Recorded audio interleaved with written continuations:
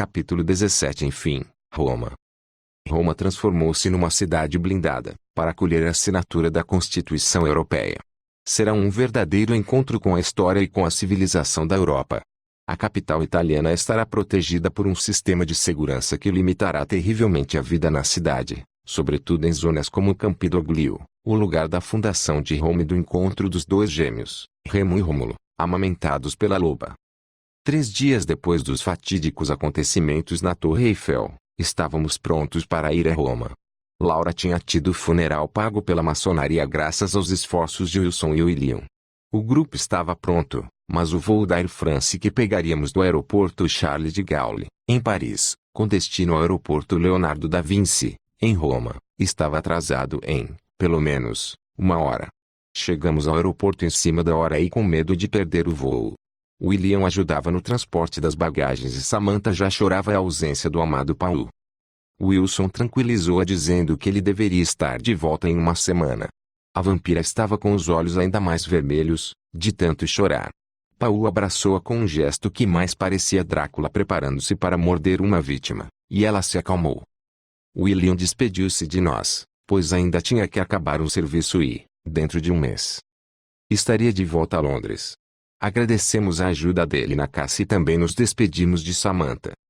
Estarei torcendo por vocês, gritou, da plataforma de embarque, em português, e não se preocupe, escritor, a Bíblia vampírica já está na sua caixa postal.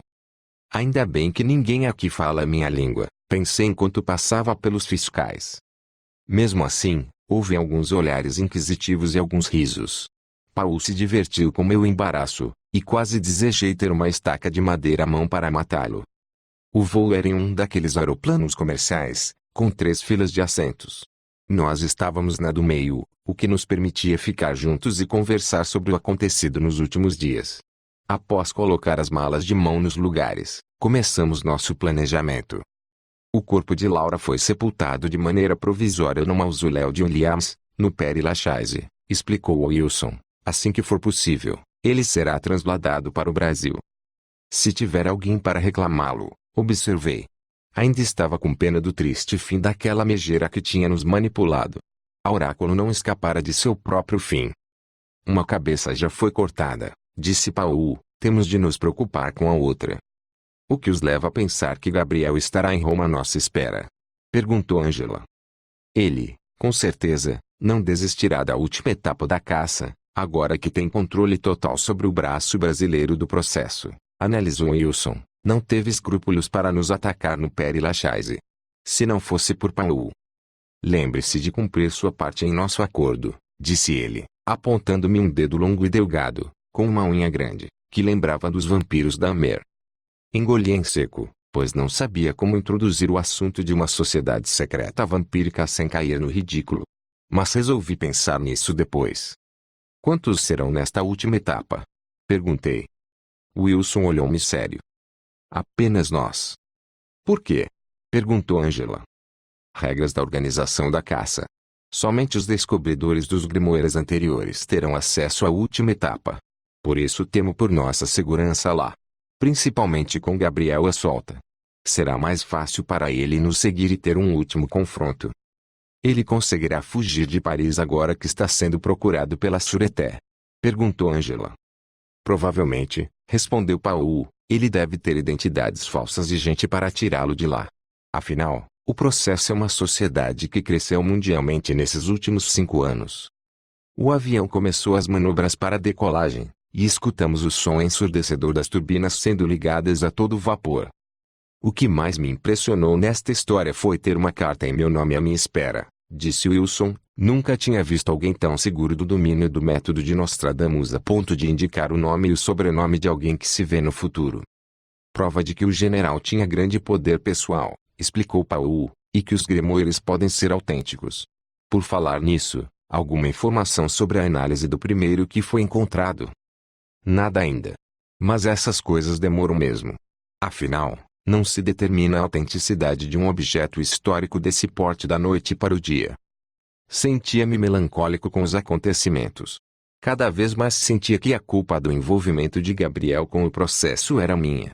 Embora ele quase tivesse nos matado no Père Lachaise, ainda acreditava que em algum lugar daquela cabeça poderia haver um pouco de bom senso. Só não sabia mais se seria o suficiente para impedi-lo de cometer mais assassinatos. Não pense mais nisso, disse Angela. Pela última vez, não foi culpa sua. É claro que não, disse Paul. Eu os observava em Notre Dame à distância e vi quando Laura colocou a carta pedindo socorro no bolso do filho de Wilson. Mas nem imaginei qual seria seu conteúdo. O avião começou a correr na pista e decolou sem problemas. Teríamos um voo longo, de pelo menos 5 horas, por isso voltamos ao debate. Gabriel está desesperado, disse Wilson, seu nível cultural está sendo mais útil do que o conhecimento esotérico que tem. Para nossa sorte, o general Williams era uma pessoa diferente, com essa mistura de referências históricas e rock. Ninguém imaginaria que isso seria usado para esconder esses grimoires. Lembrei-me de como tudo tinha começado, as conversas e preparativos para as entrevistas.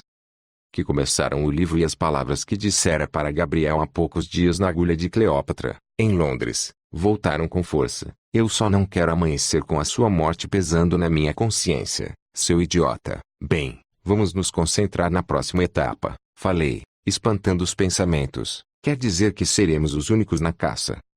Sim, confirmou Wilson, e imagino como será este novo caminho e quais as pistas que teremos. E qual é o roqueiro desta vez? Completou Angela. Comecei a recordar os nomes de milhares de bandas de rock, mas nenhuma estava diretamente associada com Roma ou com a Itália. Vejamos agora o que sabemos sobre Cagliostro, falou Wilson. Para quê? Comecei. Lembramos o mesmo para Crowley e Black, e pouco usamos durante a caça. Sim, mas precisamos ter certeza de que todos aqui sabem, pelo menos, o mínimo necessário sobre nossa eminente figura. E é sempre bom compartilhar os dados. Comecemos com uma pergunta simples. Qual é a referência mais pop sobre o Conde? Simples, disse Paul. Na revista em quadrinhos Spawn, o desenhista norte-americano Todd McFarlane criou o personagem Spawn em 1992 quando saiu da Marvel Comics para criar a Image Comics, um agregado de estúdios que controlariam seus próprios personagens. Algum tempo depois, para alavancar ainda mais as vendas, fez 4 números especiais da revista, entregando os roteiros nas mãos de escritores convidados. Nem é preciso dizer que foi o agora mítico roteirista Neil Gaiman quem criou não só Cagliostro como também a versão medieval de Spawn e um anjo caçador de spawns, chamado Angela. Houve um processo recente na justiça, no qual Gaiman ganhou controle de, pelo menos, 50% dos personagens que ele introduzira. E os 3 são, diga-se de passagem, os mais populares do universo da revista. Novamente Gaiman, observei, o escritor e também roteirista Alan Moore, como Gaiman, gosta de se inspirar em assuntos esotéricos para compor histórias e personagens. Bem, pelo menos temos uma noção do que é divulgado sobre o Conde, disse Wilson, mas digam-me, o que vocês sabem sobre nosso amigo imortal? Fechei os olhos de novo e comecei a recitar de cabeça. Ele apareceu pela primeira vez no final de 1779, na cidade de Estrasburgo, leste da França. Apresentou-se como um nobre italiano e dizia ter chegado recentemente da Rússia, onde estaria cuidando da saúde do filho da imperatriz Catarina II. Dizia que seu nome era Alessandro e que era um nobre, com o título de Conde de Cagliostro. Os cidadãos do lugar logo se maravilharam com seus laxantes à base de ervas, pílulas de terebintina, elixires e vinhos egípcios. Também organizava sessões espirituais, nas quais colocava as mãos em poses ditas terapêuticas e rezava para Deus e para os anjos. Você realmente lê enciclopédias na cama, disse Angela, rindo. Lembro-me ainda de grande parte do que levantei para o artigo online de que lhe falei e que foi o motivo pelo qual Gabriel e eu fizemos amizade. Sei também de alguns detalhes, começou Paul, quando Cagliostro chegou e começou a resolver os problemas dos nobres, sua fama começou a crescer. Ajudou mulheres a engravidar com seus remédios, curou a asma de um cardeal, entre outras coisas. Muitos dizem que isso foi apenas sorte e que ele nunca teve controle do que fazia. A descrição que faziam dele era de um homem pequeno e gordo, embora ele afirmasse com a maior veemência que nunca comia coisa nenhuma. Continuei, vestia-se com simplicidade, o que não combinava com suas atitudes. E vangloriava-se de seus conhecimentos medicinais. Será que ele sabia alguma coisa de verdade? Perguntou Angela. Não sabemos, respondeu Wilson. O suposto diário de Cagliostro é tão misterioso quanto os outros dois que encontramos. Se for, teremos descoberto algo muito valioso, disse Paul. Cagliostro dizia que seus conhecimentos de alquimia lhe possibilitavam produzir ouro e pedras preciosas e que sabia o segredo da juventude eterna. Muitos acreditaram quando afirmou ter 300 anos de idade. Mas ele era um charlatão, protestei. Vai saber. Ele também afirmava ser clarividente e dizia que podia prever os números da loteria de Londres. Hipnotizava crianças e jovens damas. Foi capaz de prever a morte da imperatriz da Áustria, Maria Teresa, e o nascimento do herdeiro do trono francês. Ele recebia grandes quantidades de dinheiro como pagamento por seus serviços quando se fixou em Paris, por volta de 1785. O cardeal de Rohan deu-lhe suporte financeiro tanto nobres quanto políticos, damas da corte e intelectuais iam consultá-lo. Tinha o hábito dos reis de falar de si mesmo no plural. Se não fosse o caso do colar, ele teria escapado intacto. Refere-se ao extravagante colar que Maria Antonieta teria obtido, e que foi um dos motivos da revolta popular que levou à Revolução Francesa. Perguntou Angela. Oui, bien sûr, exclamou Paul. Às vezes, nos esquecíamos de que ele era um francês típico. A rainha teve um caso com o cardeal para conseguir esse colar. Quando o caso foi revelado e levado a julgamento, soube-se do envolvimento de Cagliostro, que teria, juntamente com outros nobres, aconselhado a compra do colar.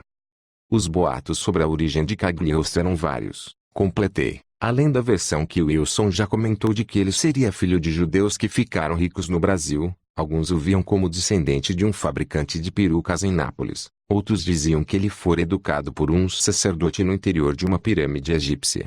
A mais ousada dessas versões dizia que era descendente legítimo do rei Luís XV. Ele não confirmou nem desmentiu nenhuma dessas versões.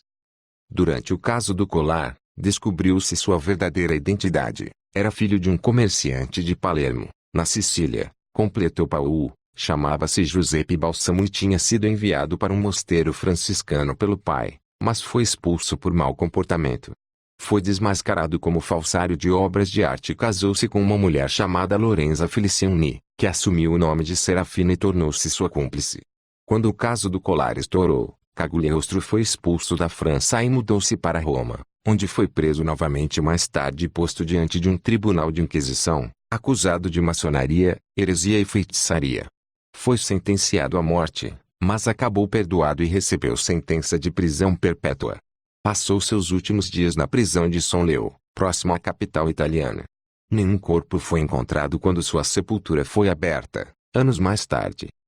Circulam boatos de que teria fugido para a Rússia ou para a América. Nosso amigo Aleister Crowley dizia que era a reencarnação de muitas personalidades, comentou Wilson, pensativo, entre elas, a de um egípcio conhecido como Ankhnefene Khonsu. Do sábio chinês Kusuan, um discípulo de Lao Tse, do Papa Alexandre VI, do próprio Conde de Cagliostro e do médium Edward Kelly, assistente do mago John Dee. Não sei mesmo que tipo de dado vocês podem encontrar num diário desse charlatão, falei, meio emburrado, mesmo que ele seja autêntico. Sabem qual era a receita da juventude eterna de Cagliostro? Perguntou Wilson. Era mais ou menos assim. Ao longo de 40 dias, começados em uma noite de lua cheia no mês de maio, o paciente deveria passar os primeiros 16 dias em dieta de sopas leves e biscoitos. No 17º dia, sofreria uma sangria e tomaria 11 pílulas brancas. Nova sangria seria feita no 30º dia. Quando tomaria um remédio desconhecido, que o levaria a um sono profundo. Nesse período, o cabelo voltaria a crescer no corpo e na cabeça, bem como os dentes. Depois, o paciente submetia-se a uma série de banhos aromáticos e tomava mais pílulas de beleza até o fim dos 40 dias. E o processo deveria ser repetido a cada 50 anos. E então, já pensou em experimentar o método? Disse Angela, em tom de brincadeira. Se fosse tão simples assim, já teria tentado. E é esse tipo de conhecimento que Gabriel acha que lhe trará poder? Perguntei. Incrédulo. Ainda há gente que compra coisas como asas de morcego e saliva de sapo e acredita que fará milagres. Principalmente os que procuram certas sociedades secretas como processo, explicou Angela.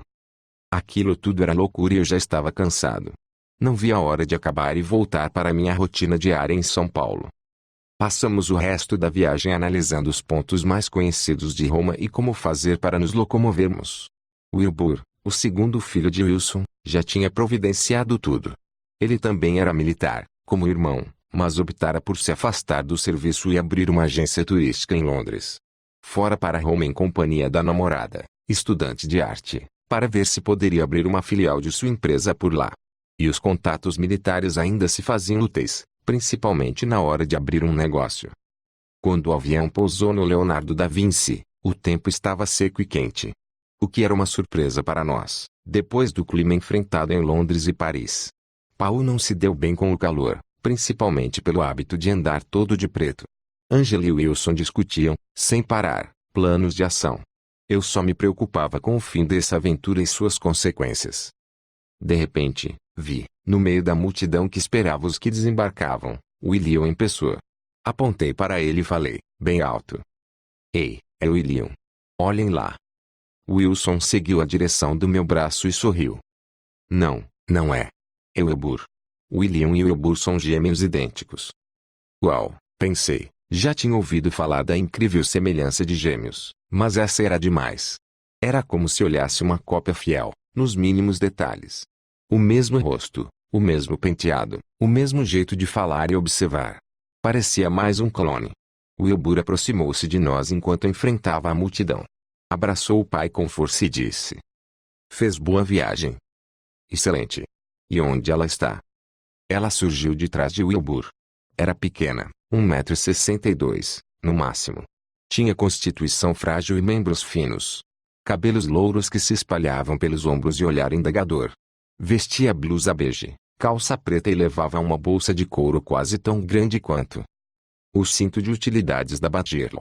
Aproximou-se e disse, em inglês, com um jeito acanhado: Saudações, mestre Wilson. Ele beijou-a nos cabelos enquanto ela se encontrava inclinada em saudação. Seu rosto me parecia familiar, mas não sabia de onde a conhecia. Deixe-me apresentar nossa equipe. Este é meu filho Wilbur Winburg e sua namorada, Isis Mendes.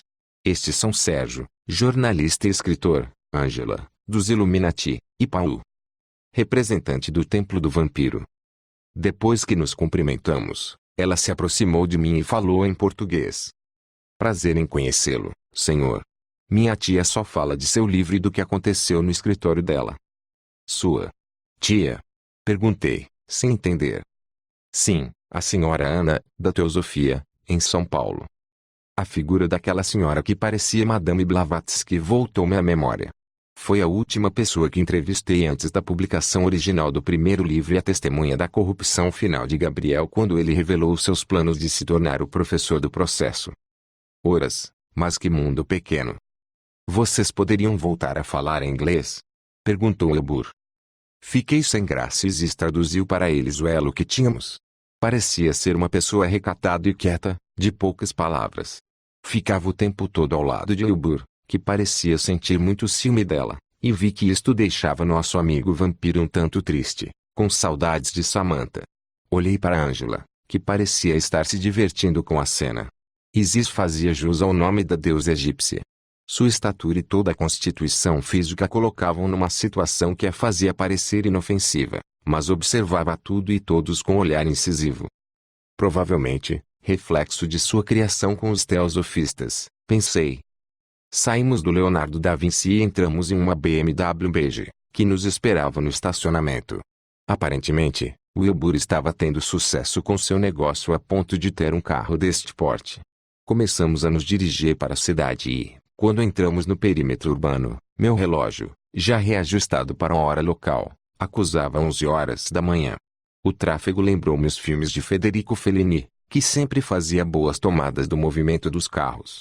Roma é, muito mais que Londres ou Paris, uma cidade em que passado e presente se misturam num contraste maior. Carros último tipo e pequenas motos estacionadas ao lado do Fórum Romano, por exemplo, são típicos àquela hora. As famosas fontes romanas eram o ponto de encontro de milhares de pessoas, a maioria a caminho de seus afazeres. Poucas estavam paradas quando passamos pela Piazza di Spagna, aproveitando o sol e o calor. Pelo caminho todo, Conversamos trivialidades até chegarmos ao apartamento de Wilbur, na Piazza Navona. Um excelente imóvel, com 3 quartos, uma suíte, sala de estar e de jantar, 3 banheiros e demais dependências. Pelo menos desta vez estaríamos num lugar em que caberiam todos com conforto. 1 hora mais tarde, preparava-me para tomar um banho num dos quartos designados por Wilbur quando bateram na porta. Angela vinha acompanhada de Ziz. As duas pareciam amigas indo contar algum segredo. "Existem algo a lhe contar", falou Angela, em português. Estranhei a urgência da conversa. As duas entraram e Angela fechou a porta. Ziz sentou-se à beira de uma das 2 camas de solteiro que o quarto possuía. Estava muito tímida e parecia não querer o falar. Olhei sério para ela e depois inquisidoramente para Angela. "Você prefere que eu conte?" perguntou Angela. Ziz confirmou com a cabeça. Angela virou-se e começou. "Descobri que nossa amiga aqui foi contactada, ainda no Brasil, por Gabriel. Isso parece interessante. O que aconteceu?" "Aparentemente, ele sabia que ela era a sobrinha de Ana e quis seduzi-la com a promessa de que poderia tornar-se oráculo do ramo brasileiro. Mas ele tentou mesmo usar sua posição de influência para forçar uma relação sexual com a garota." "Meu Deus! Quando isso aconteceu?" Ziz criou coragem e respondeu, na mesma língua. 5 meses atrás."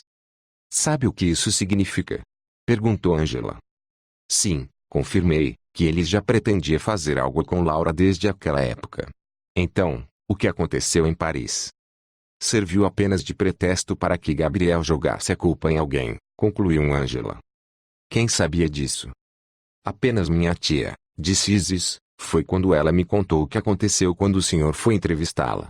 Falou muito sobre esse professor e que o processo poderia vir atrás de mim só por ser sobrinha dela. Foi então que ela pediu ajuda à maçonaria." "Quem indicou você para Londres?" perguntou Angela. "Minha tia mesmo. Ela falou com representantes do Grande Oriente do Brasil, que me colocaram em contato com Oxford, onde consegui uma bolsa de estudos para me formar em História da Arte. Foi lá que conheci o mestre Wilson e, por meio dele, Wilbur." "Wilson sabe dessa conexão?" perguntei. "Sim. Isso aconteceu 4 meses antes de anunciarem a caça deste ano. Minha tia me cria desde a morte de meus pais, em um acidente de trânsito no Rio de Janeiro. Ela ficou apavorada com a ação desse Gabriel e pediu para que eu me afastasse." "Espere um pouco. Você está dizendo que está aqui tem uma espécie de exílio voluntário? Ou algo assim, para se safar de alguma influência maligna de sociedades secretas brasileiras?" Ziz sorriu sem ânimo. "É o que parece, não é? Ele deve ter perdido o interesse em Laura ao descobrir que ela não tinha tradição esotérica", explicou Angela. "Já Ziz, além do nome egípcio, vem de uma família ligada à tradição teosófica por, pelo menos, 4 gerações. Com certeza, daria, na concepção dele, um oráculo melhor e mais forte." Fechei os olhos e me senti ainda mais decepcionado com Gabriel. Estava claro que ele realmente queria Ziz por seu jeito doce e por suas ligações com os teosofistas. Mas a tentativa de estupro havia levado a menina para fora do país para sua própria segurança. Era uma situação complicada, comparável às consequências de um ato terrorista, ou mesmo a uma testemunha de algum crime, que precisa receber proteção policial para o resto da vida. "Wilson já falou com você sobre o que aconteceu em Paris?" perguntei. "Sim, e foi por isso que procurei Angela. Estou com medo de que Gabriel venha para cá e me encontre." Sentei-me na cama ao lado e procurei acalmá-la. Foi quando ouvi uma batida na porta e Wilbur entrou. Parecia com medo. "Ela", começou, em inglês. Confirmamos com a cabeça. Sentou-se ao lado dela e abraçou-a. Ziz chorou muito e Angela resolveu ir buscar um copo de água com açúcar. "Se esse bastardo pensa que vai tocar nela", começou Wilbur. "Calma. Estamos aqui para impedir que isso aconteça." Angela voltou logo e Ziz tomou água enquanto Wilbur andava de um lado para outro. "Isso tudo por causa do seu livro?" perguntou. "Não consigo entender como." Suspirei fundo. "Nem mesmo eu entendo", pensei. "Olhe, Angela e seu pai são testemunhas de que nem mesmo eu consigo entender exatamente o que aconteceu com meu ex-amigo. Como uma pessoa pode mudar tanto? Ele quase matou vocês naquele cemitério. E quase estuprou Ziz." Wilbur era a cópia exata de William, mas, com certeza, era mais nervoso e ansioso que o irmão. Eu sei disso tudo, meu caro. E posso garantir que, agora, é uma questão pessoal. Vamos achar esse último Grimoire e, se possível, neutralizar Gabriel da melhor maneira que encontrarmos para que não seja mais uma ameaça a ninguém. Ele se aproximou e sentou-se na minha frente.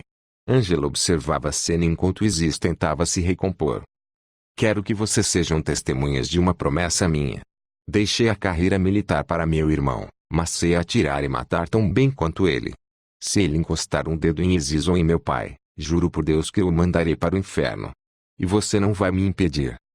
Senti-me mal por ele saber que eu era amigo de Gabriel. Não sabia o que falar. Vamos impedi-lo. Palavra. Confie em nós, falei. Sem mais palavras, ele se levantou, pegou Isis e puxou-a para fora do quarto. Quando a porta se fechou, Angela aproximou-se e falou. Ele está nervoso com essa situação. E você pode culpá-lo. Eu próprio também estou e acho tudo isso uma loucura. Angela se aproximou de onde eu estava. Acha que Gabriel vai pegar ainda mais pesado? Não sei mais o que dizer a esse respeito. Achava que o conhecia. Não confio mais nas minhas impressões sobre o cara. O que acha que ele pode fazer se colocar as mãos nesse último Grimoire? Acho que nada.